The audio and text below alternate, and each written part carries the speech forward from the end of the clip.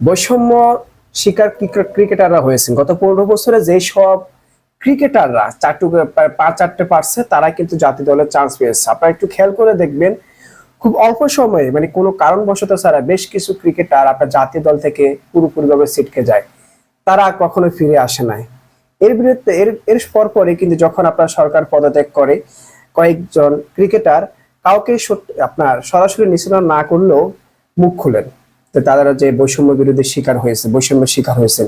এর মধ্যে আছেন ইমরুল কায়েস, নুরুল হাসান সোহান এবং রুবেল হোসেনরা সরাসরি কাউকে নিষেধ না বানালেও আওয়াজ তুলেছেন সামাজিক যোগাযোগ মাধ্যমে যে তারা যা বৈষম্য বিরোধী শিকার হয়েছেন, এবং সেখানে স্পষ্ট দুর্নীতির কথাও তুলে ধরেছেন। যেখানে 3,50,000 টাকার বাজেটে জার্সি বানানোর ক্ষেত্রে সেখানে 80,000 টাকা দিয়ে তারা জার্সি বানায়, মানে মানহীন জার্সি বানায়, বাকি টাকা তারা লুট করে নেয়। ছোট্ট বাজেট থেকেও তারা লুট করা বন্ধ করে নাই, এমন পরিস্থিতি আপনার বিসিবিতে ঘটছিল বা বিভিন্ন ক্রীড়া অঙ্গনে ঘটছিল।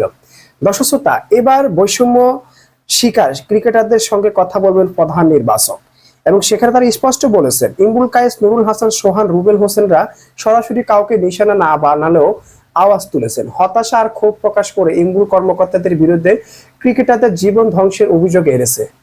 কারণ আপনারা দেখেছেন যে কোনো কারণবশত ছাড়া তারা সরাসরি আনুষ্ঠানিকতা ছাড়া সরাসরি তারা জাতীয় দল থেকে ছিটকে গেছে, এবং কখনো তাদেরকে আর সরাসরি জাতীয় দলে দেখা যায়নি।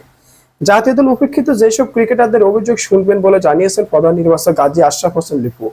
আজ সোমবার আসন্ন পাকিস্তান সিরিজের দল নিয়ে গণমাধ্যমের সঙ্গে কথা বলেন তিনি।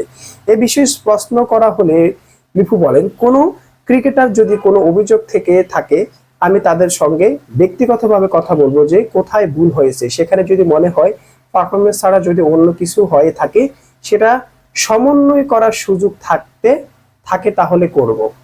হ্যাঁ, কারণ বিশেষ করে পারফরমেন্স কোনো কথা নয়। আপনি যেসব ক্রিকেটার আপনার চাটুকারি করতে পারে নাই তারা ঠিকই ছিটকে গিয়েছে। এর প্রধান আপনার শিকার যিনি হয়েছেন, যেটা আপনারা সবাই তাকে ছিলেন, আপনার আশরাফুল হোসেন, সাবেক ক্রিকেটার। তিনি কিন্তু বৈষম্যের শিকার হয়ে তার ক্রিকেট ক্যারিয়ারটা ধ্বংস করে অল্প বয়সে তিনি মাঠ থেকে ছিটকে গিয়েছেন, সেটা আপনারা দেখেছেন।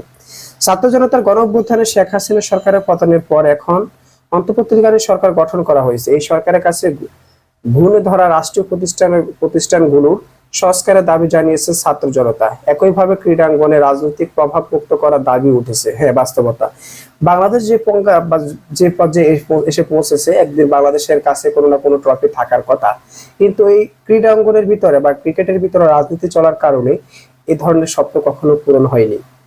কেউ কোটার মাধ্যমে অটো চয়েস হয়েছেন, পারফরমেন্স না থাকার পরে দলের জায়গায় করে নিয়েছেন একের পর এক। তো যদিও বোর্ডের সরকারি হস্তক্ষেপের বিষয়ে আইসিসির করা আইনের কারণ চাইলে বিসিবিতে বড় পরিসরে সংস্কার কার্যক্রম চালানো কঠিন। নিযুক্ত যুব ক্রীড়া উপদেষ্টা এবং বৈষম্য বিরোধী ছাত্র আন্দোলনের অন্যতম সমন্বয়ক আসিফ মাহমুদ এই বিষয়ে আইসিসি নির্দেশনা অনুযায়ী পদক্ষেপ নেওয়ার কথা জানিয়েছেন স্পষ্টভাবে, যেটা আপনারা গতকালকে দেখেছেন। তো যাই হোক, পরিবর্তন যদি আসে এভাবে আসতে হবে, সবাইকে আওয়াজ তুলতে হবে। কারণ আর কতদিন মানুষ চাটুকার করবে?